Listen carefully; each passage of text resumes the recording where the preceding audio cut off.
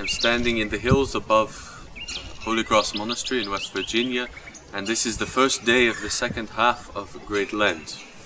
And the thought occurs to reflect for just a brief moment on stillness, particularly given the surroundings all around us here.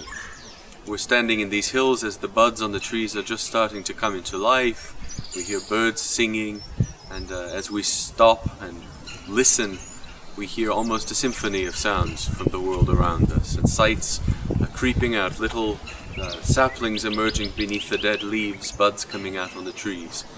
And there's something very important in this as a spiritual lesson for us. Lent is situated in the springtime, perhaps for a reason, that we're reminded also in our spiritual life of new birth and of new creation.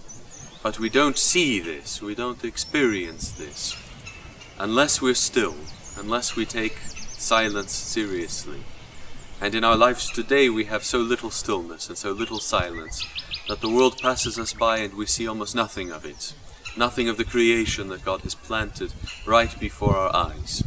So as we enter into the second half of the fast, where we draw ever closer to Holy Pascha, let us all take a few moments every day to be still, to close our eyes and our ears, to allow the stillness of God to blossom in our heart.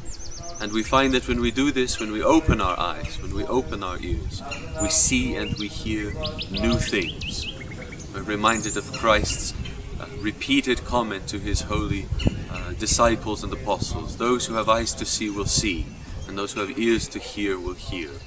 When we live in a world where our ears are stuffed up by too much sound, where our eyes are clouded over by so much that we ought not to see, let us cleanse ourselves with quiet, with stillness, that we can see the beauty of God's creation. Firstly, all around us, the trees, the birds, the little animals, but also and more profoundly the beautiful creation of our own created being, of our own heart, which is also precious and beautiful, and also is coming into new life, yearning to blossom and to bloom into something holy. May we be attentive that we can see what God is working in our hearts. May we have a blessed continuation of the fast and come together still and filled with life at the Lord's Holy Resurrection.